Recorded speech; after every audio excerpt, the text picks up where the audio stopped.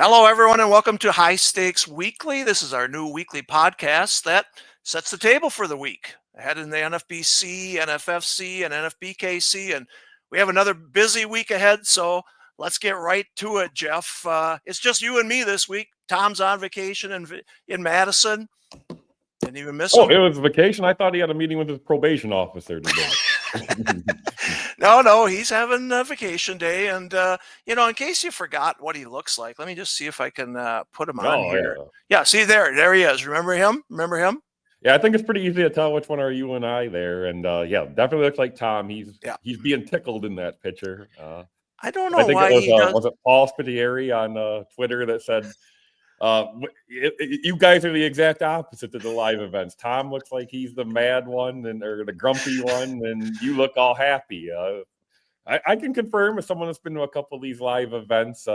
Tom is usually getting bugged about something. Somebody's hitting him up about something that has nothing to do with the live event while he's trying to do all the live event stuff. And see, you're just bringing it, living the life out there, having a great time. So I kind of agree with Paul there. It's kind of the exact opposite, but that's still a great picture. I'm with Paul too. I'm the happy one here. For some reason, I'm grumpy. Even my wife looked at it and said, "What are you so grumpy for?" Like, I'm not. That's what AI put me as. But all right, Tommy, we missed you today. But we're going to do this podcast every Monday so we can bring you guys up to speed on everything. And Jeff's going to take over right now. So let's get right to the NFBC leaders. Jeff, we're through week 11 of the NFBC season. It seems like we just were, watching games at the Aria Sportsbook a few days ago. But week 11, tell us who the leaders are. I got to ask you, is that SiriusXM host still leading the main event?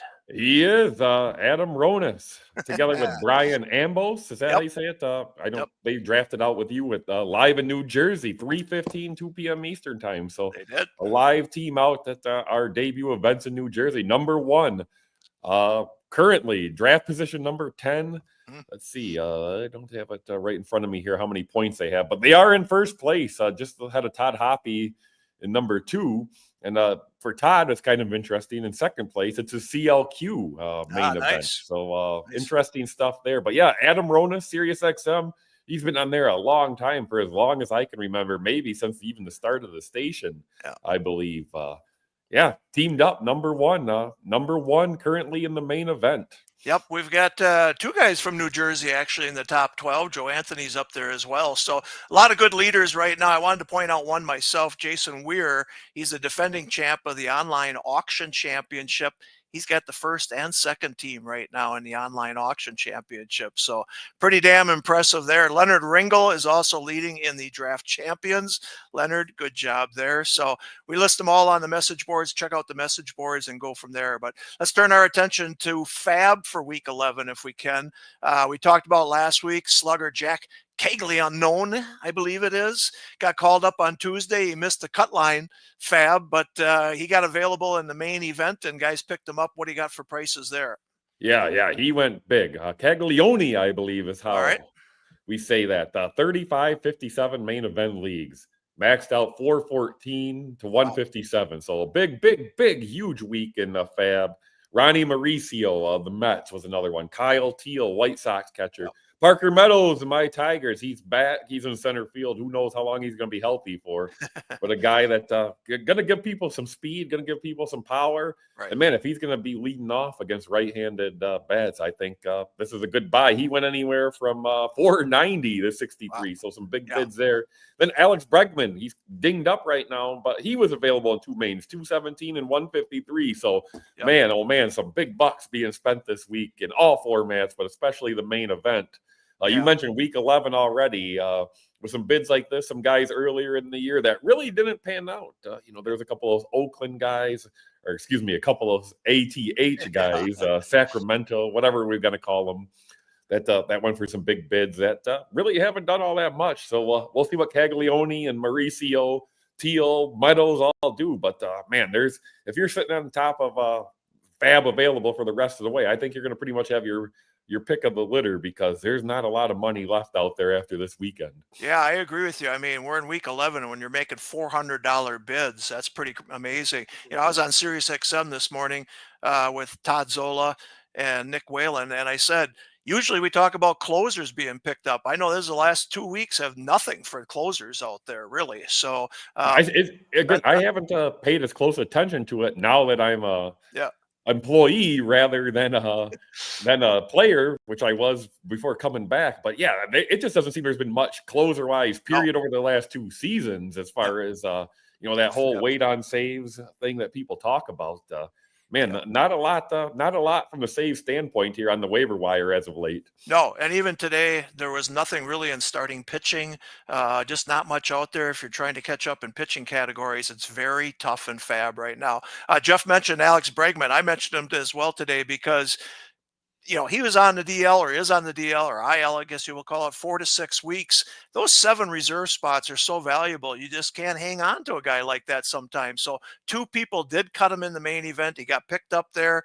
He's not scheduled to come back until July, maybe All-Star break, maybe early July. We'll see. But we'll see if he gets cut any more down the stretch here, but pretty interested. All right, let's turn our attention to football. Last night we had our second online auction championship.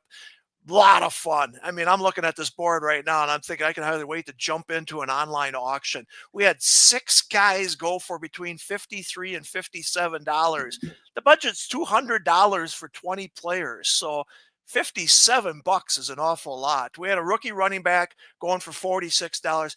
We got a tight end going for $32. I don't even remember Kelsey going for $32. And then you got some cheap quarterbacks. Jeff, throw a few names to those numbers that I threw out there and tell people about last night's online auction championship. Yeah, you talk about $57 right off the bat. Jamar Chase, who's been number 1 in I think every RotoWire online championship that we've done so far, and we've done a good number. Yep. He went the same $57, which is the same as Justin Jefferson last night. So right away, that sticks out to me that they both went the same. Yep.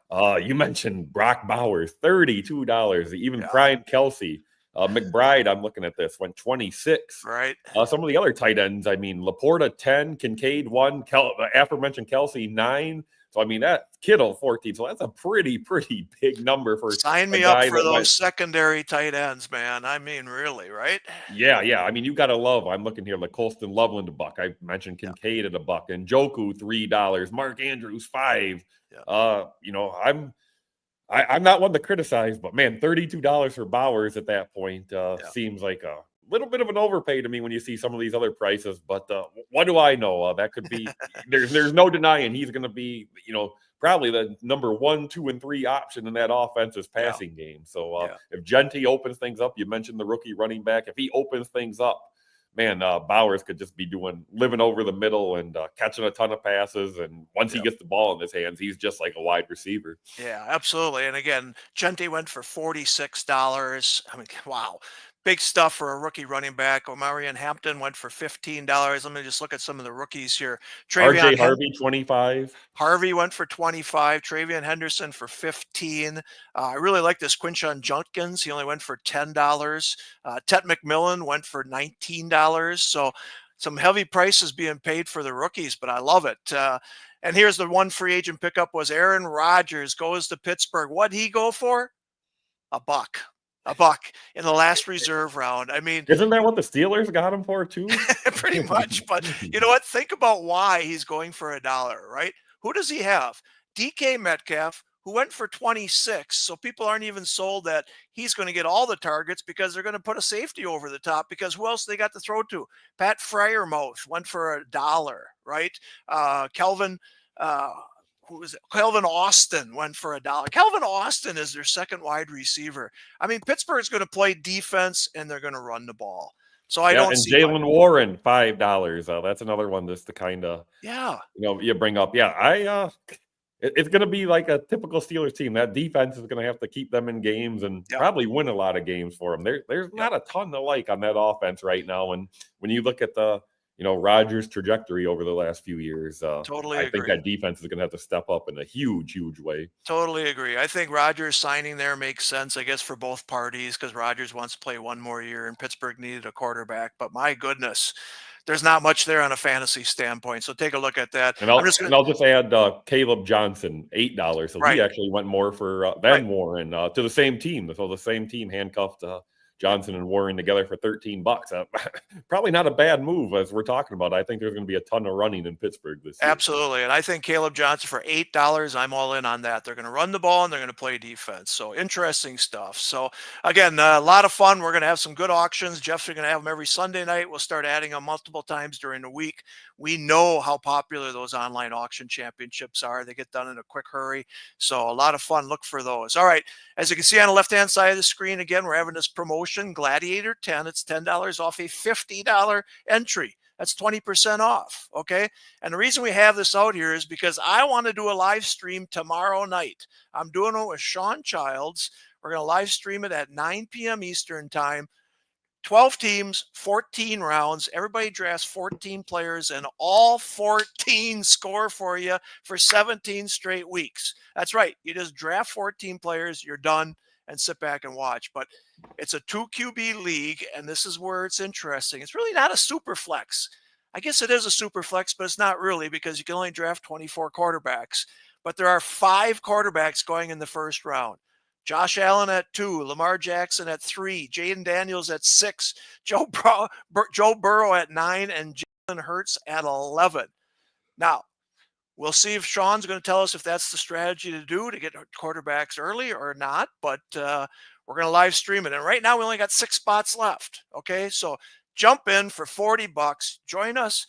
Jump in the studio with me. Tell me you want to jump in the studio. I'll put you in here with me and Sean, and we're going to have some fun. So I got to ask you, Jeff, what do you think about the quarterbacks? Are you in on a quarterback right away in this? Because there's only 24 quarterbacks going to be drafted. Well, as you mentioned, once those guys go, then it's almost like a poker aspect to it. You kind of got to decide when you're going to take them. Obviously you're going to take 2. When you're going to take 2, I think I'm more going to wait. You mentioned the guys that go. There's a big running aspect to it. Well, here in the NFFC, we have our 6 points per passing touchdown. So, with the Daniels, the Hurts, the Jacksons of the world, I think I'm going to wait a little longer and, maybe try and find that Mayfield for this year. Heck, maybe this year's Mayfield is Mayfield again. But, there's a ton of value. And I'm looking at these guys that went as quarterback ones in the auction last night. Mayfield, Mahomes, Prescott, Goff, Lawrence, Purdy, Murray. A lot of these guys I'm more than happy to wait on. So I think I'm gonna just let other people take them early and then hope to find the guy that's going to throw for just as many passing touchdowns as these guys combined for. Yeah, and you talked about those guys in the auction. Mayfield went for $7. Dak Prescott went for $4. Kyler Murray went for $3. I mean, people are really low on getting those quarterbacks there, but in this one, it'll be very interesting. So tune in tomorrow night right here on our YouTube channel. We're going to talk about that and have some fun with the Gladiator Championship. First year for this contest, $50, win $200 in your league and $7,500 overall. All right, in basketball, we got a pretty good NBA Finals going on right now. Thunder and Pacers. Unreal that the Pacers came back to win that first game. I just can't believe it. Heading back to Indianapolis, we have our NFBKC postseason contest, and Doug McCord leads Eric Wong by 3.5 points. And with these multipliers, that's like 1 scoring point. I mean, that's crazy stuff. So tight race. Eric Wong is the defending champ. He's got 4 teams in the top 11. So it'll be fun to watch this finish as well. And then lastly, Jeff, we want to announce our no-cut list in football this year. We introduced it in baseball this year. Basically, we're picking 25 to 35 guys that we really think are superstars and shouldn't be cut. And why are we doing this? We're trying to prevent the mistakes in fab cuts. That's really what we're trying to do, right? We know you guys are in multiple leagues. You're in a hurry. You're on the phone. You're doing this crap. And so we're trying to prevent you from getting rid of Saquon Barkley, right? And so that's what the no-cut list is. Do we take it further from the no-cut list? We'll see. But, Jeff, that's all we're trying to do is prevent the mistakes, and we certainly have seen less of them now in baseball than we did last year at this time. Yeah, and, you and I, even though we look like we're about 20-something years old, we've been doing this for a while now, and there's no doubt that technology has changed over the years.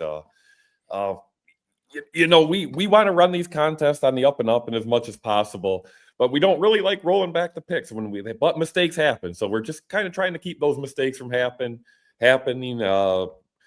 obviously it's a lot different for football, I think, with a no-cut list. I mean, for the most part, we talked about a lot of these guys. Yeah. It's pretty easy when you get out of the categories and stuff. So we're just going to try and help people out there, especially, again, the guys that are just trying to do fab quick on their phone, or the guys that have a ton of leagues and might not be able to comb over every little thing.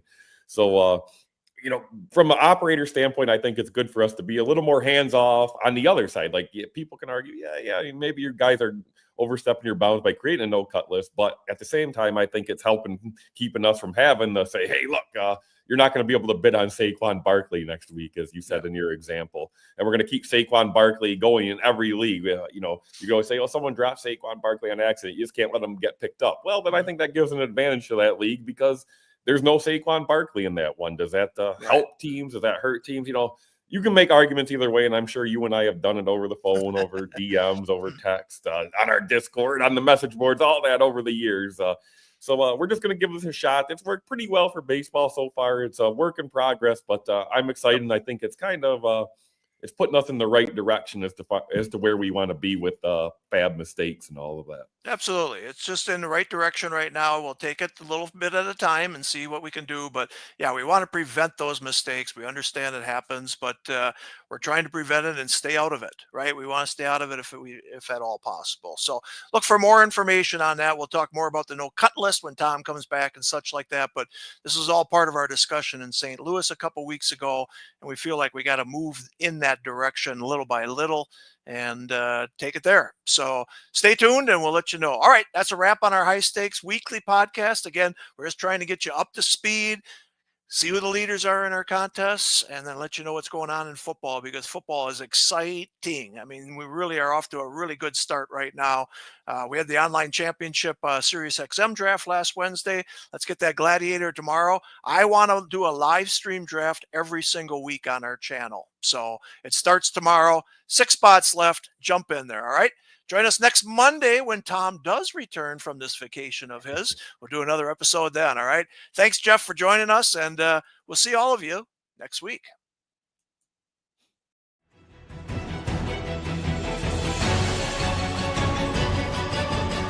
Thank you for joining us on the High Stakes Fantasy Network podcast.